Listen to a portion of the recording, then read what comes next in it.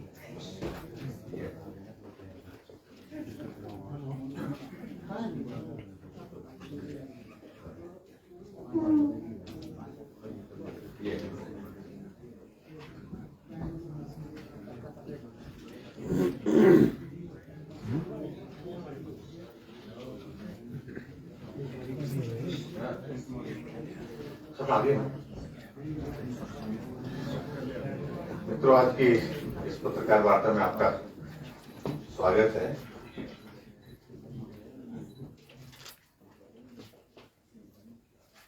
आज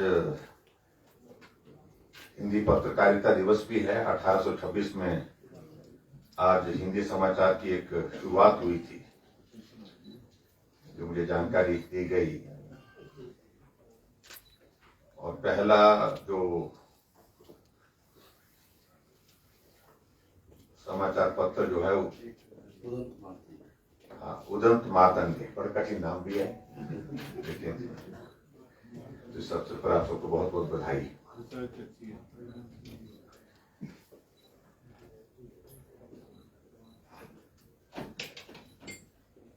मित्रों, हम सबका ये सौभाग्य है कि हिमाचल प्रदेश देवभूमि में एक बार फिर से आदरणीय प्रधानमंत्री जी का आगमन कल 31 मई को होने जा रहा है।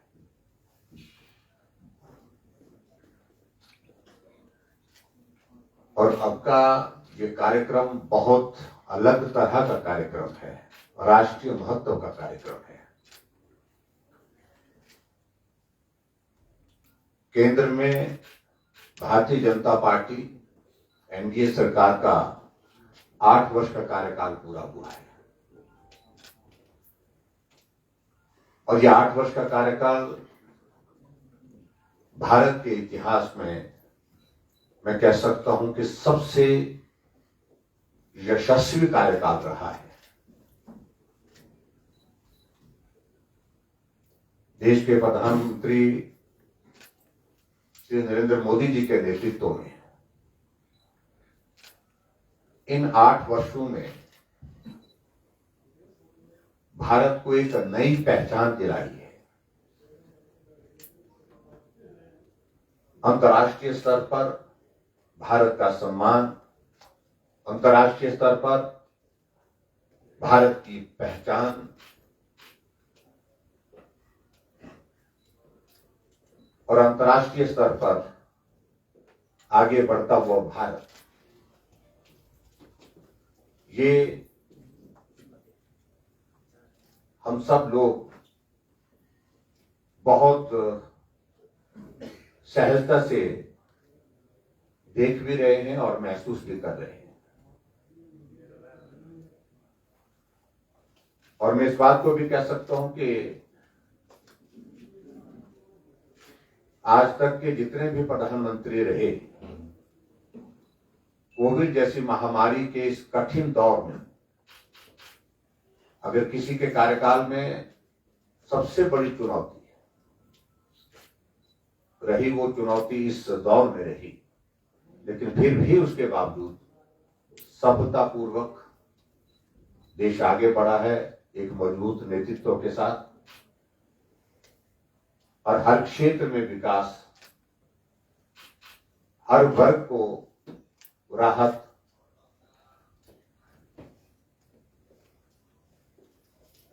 इस अनुभव के साथ भारत लगातार आगे बढ़ता हुआ अपनी पहचान बनाने में सफल हुआ है।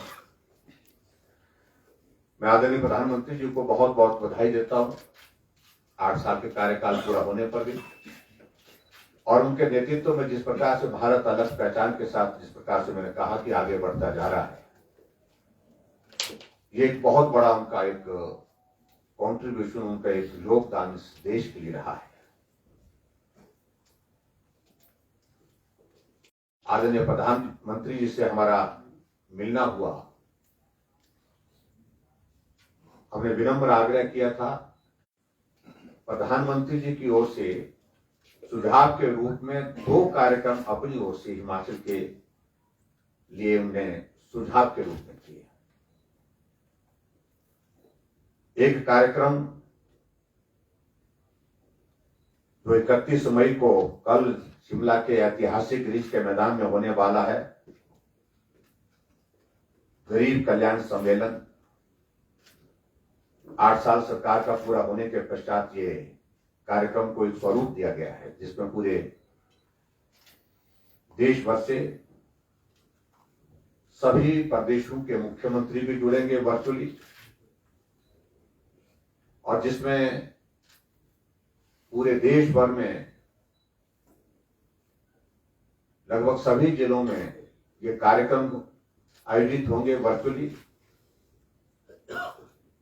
और केंद्र सरकार की महत्वपूर्ण जो 16 योजना है, उन 16 योजनाओं के लाभार्थी हैं, उनके साथ इंटरेक्शन होगा, और उसके पश्चात आदरणीय प्रधानमंत्री जी का संबोधन पूरे देश के लिए होगा और हिमाचल के लिए भी। लगभग 17 लाख से ज्यादा लोग पूरे देश भर में वर्चुअल माध्यम से इस कार्यक्रम का हिस्सा बनेंगे।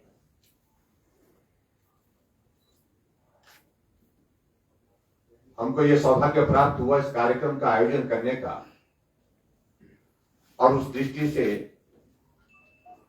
हम इस कार्यक्रम को भव्य कार्यक्रम के रूप में शिमला के रिज के मैदान में आयोजित करने जा रहे हैं। और हिमाचल प्रदेश का हमारा कुल जो लक्ष्य है इस कार्यक्रम को एक भव्य कार्यक्रम के रूप दे करके इसको सफल बनाने के लिए, उसमें माध्यम से इस कार्यक्रम का हिस्सा बनेंगे। और 11 जिलों में हिमाचल प्रदेश के सभी जो मंत्री हैं,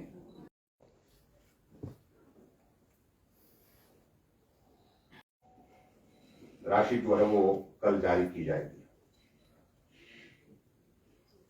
और मुझे इस बात की भी प्रसन्नता है कि तुरंत कुछ दिनों बाद फिर से प्रधानमंत्री जी का कार्यक्रम भी शिमला होने वाला है, जो चीफ सेक्रेटरी की कॉन्फ्रेंस 16 और 17 तारीख को होने वाली है धर्मशाला में। उसमें फिर से प्रधानमंत्री जी हिमाचल प्रदेश में आने वाले हैं। हमारे लिए प्रसन्नता का विषय है कि हिमाचल इस बात का जिक्र करते हैं कि जब भी मैं हिमाचल आता हूं तो मुझे लगता है कि मैं अपने घर की छोटी सी रूपरेखा मैंने आपके समक्ष रखी। प्रधानमंत्री जी 10:50 पर शिमला के रिज के मैदान में पहुंचेंगे, और उसके पश्चात जो कार्यक्रम की रूपरेखा मैंने आपके समक्ष बताई है, उस कार्यक्रम को यहाँ पर करेंगे। सबसे बड़ी बात हमारे लिए इस बात की है कि प्रधानमंत्री जी का हिमाचल आना और हिमाचल होने वाला है, जो पूरे देश के लिए एक राष्ट्रीय महत्व का कार्यक्रम है, उसको आयोजित करने का सौभाग्य हिमाचल प्रदेश सरकार को प्राप्त है। और उसके साथ साथ में जो आ नहीं सकते हैं वो वर्चुअल माध्यम यानी कि बहुत जो हमारे सोशल मीडिया के माध्यम है, उनके माध्यम से जुड़ करके इस कार्यक्रम को देख सकते हैं। बहुत बहुत धन्यवाद। मुझे सिर्फ कार्यक्रम के बारे में थोड़ी सी बात करनी थी, वो मैंने कही। तो उनका स्वागत करेंगे, प्रधानमंत्री जी रुकेंगे नहीं, और अपनी गाड़ी में चलते चलते जहां वो रिज के मैदान की ओर बढ़ते जाएंगे तो लोग उनका अभिनंदन और स्वागत करते जाएंगे। अभी फिलहाल नहीं है, सिर्फ अनुराग ठाकुर जी वो हिमाचल से ही हैं और हिमाचल के का प्रतिनिधित्व करते बीच में आ गया। वहां पर मिले, गेट के पास मिले, तो हमने कहा कि आप भी कार्यक्रम में आइए। हमने निमंत्रण दिया है, सभी विधायकों को भी दिया है, कांग्रेस के भी दिया है और सांसदों को भी दिया है सर। तो सांसदों में से वो भी एक सांसद के नाते कार्यक्रम का हिस्सा बन सकते। उनका कहना था कि अनुसार हम सब लोगों ने तय किया कि हम सब लोग कुछ जगह, कुछ घरों में जाकर के थोड़ी देर के लिए के नाते मेरे को जो पार्टी की ओर से भूमिका दी गई थी, उस भूमिका को निभाने के लिए मैं अपना काम कर रहा था। और मुझे इसमें कतई भी नहीं लगता है कि किसी की गरिमा को मेरी गरिमा को ठेस पहुंचा। मेरा ये सौभाग्य पार्टी के कार्यकर्ता के नाते इस कार्यक्रम का हिस्सा बनने का। एक आम आदमी के घर में जाता है तो उससे उसकी डिग्निटी लोअर होती है, तो आप उसको किस रूप में देखते हैं? नहीं, देखिए वो ऐसा है कि मैं उस बारे में ज्यादा टिप्पणी करना नहीं चाह रहा हूँ। डिग्निटी कहीं भी डाउन नहीं होती है, नीचे नहीं होती है। मैंने कहा कि एक साधारण पार्टी के कार्यकर्ता होने के नाते मैंने एक फर्ज निभाया है और सदैव रहेगा, और इसको और मजबूत करने के लिए जो भी करना होगा वो करेंगे। सर, प्रधानमंत्री जी आ रहे और लोकतंत्र में साधारण व्यक्ति की ही भूमिका महत्वपूर्ण होती है। के लिए इस तरह से आग्रह नहीं किया प्रधानमंत्री जी के समक्ष कि वो घोषणा करें। प्रधानमंत्री जी आए और हमारे लिए सौभाग्य ये है कि इतना बड़ा कार्यक्रम, राष्ट्रीय स्तर का कार्यक्रम का आयोजन हमारे शिमला के रिच के मैदान से हो रहा है। ये बहुत बड़ी सौभाग्य की बात है। और दूसरी बात, प्रधानमंत्री जी ने कभी कार्यक्रम में आकर के कुछ देने की बात कही, ऐसा ये हिमाचल के लिए बहुत कुछ दिया है। सर, जो रोड शो हो रहा है खुली जीप में होगा कि काफिले में? मुझे लगता है कि वो अपनी गाड़ी में डीपी विपिन में बैठ करके चलेंगे। उसमें पंजाब में कल एक हादसा हुआ है जिसमें एक घटित हुई है पिछले कल को, और इस घटना की हम निंदा भी करते हैं और इसकी जांच, उच्च स्तरीय जांच होनी चाहिए। लेकिन विचित्र बात हमारे सामने इस प्रकार की है कि एक अलग तरह का शौक कुछ लोगों को चढ़ा है, कुछ नेताओं को चढ़ा है, कुछ हट करके करना, नया करना। शायद एक दिन या 2 दिन पहले ही उनकी सुरक्षा वापस ली गई,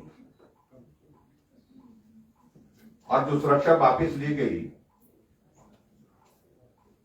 वो एक राजनीति निर्धारित करती है कि किस व्यक्ति को किस स्तर की सुरक्षा देने की जरूरत है। इसको पॉलिटिकल मैं समझता हूं कि वो उचित नहीं है। और जिस तरह से कल इस घटना को अंजाम कुछ लोगों ने दिया है, AK-47 लोगों के हाथों में, और एक नहीं कई लोग उसमें दिल धरे, लगभग 30 से 40 राउंड गोली के वहां पर चले,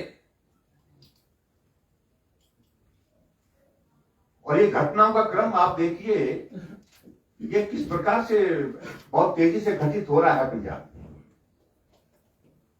जो आरोपी और जो सरकार, मैं इतना कहना चाह रहा हूं, जो सरकार वहां पर हाल ही में बनी है वो बातें बहुत ऊंची ऊंची करने की कोशिश कर रही हैं, लेकिन व्यवहारिक रूप से चीजों को समझने की आवश्यकता है।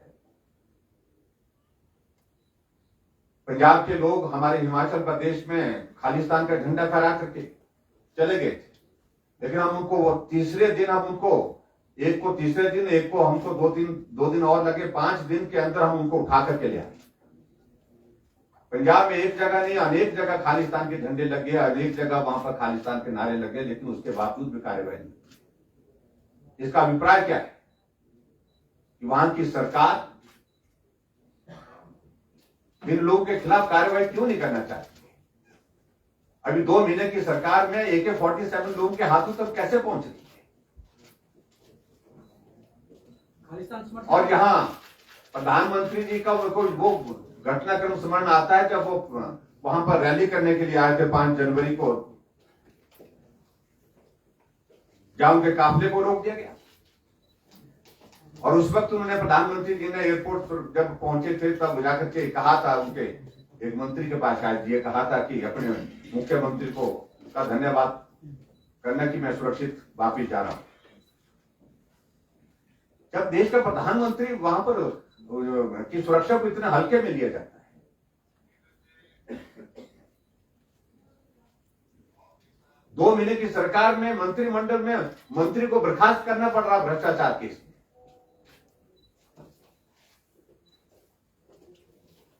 अगर 2 महीने के इसमें जो भ्रष्टाचार में मंत्री आता तो उसकी पृष्ठभूमि उनको जानकारी नहीं थी क्या? ऐसे में जो घटनाक्रम घटित हो रहा है लगातार पिछले कुछ अरसे से, ये नई सरकार जो पंजाब में बनी है, ये देश के हित में नहीं है, पंजाब के हित में तो बिल्कुल ही नहीं है। सर, हिमाचल प्रदेश से कितने ऐसे लाभार्थी हैं जिनके साथ पीएम का संवाद होगा और हिमाचल प्रदेश में कौन कौन सी आज वो तय होगा, शायद चल रही है बातचीत निकल में, अभी वो फाइनल होनी है, आज जानकारी मिल जाएगी। शायद 2 लोगों को शॉर्टलिस्ट किया जा रहा है। सर एक सवाल है कि इतना बड़ा कार्यक्रम है तो नड्डा साहब क्यों नहीं आ पा रहे सर कार्यक्रम में? देखिए, एक बात मान करके आपको चलना होगा। प्रधानमंत्री जी के कार्यक्रम और पार्टी के राष्ट्रीय अध्यक्ष जी के कार्यक्रम का स्वरूप केंद्रीय स्तर पर तय होता है। कहाँ इकट्ठा रहना है, कहाँ अलग अलग रहना है, इस सारे विषय पर मुझे लगता है कि जो आप बात खड़ा करने की कोशिश कर रहे हैं जिसका कोई औचित्य नहीं है। सर, मंडी में प्रधानमंत्री जी को एक बड़ा त्रिशूल सम्मान स्वरूप भेंट किया गया था, इस बार का क्या रहेगा सर? वो आपको मंच पर ही बताएंगे। सीएम साहब, आपने बोला कि पंजाब की सरकार जो है वो देश हित में नहीं है, पंजाब हित में नहीं है।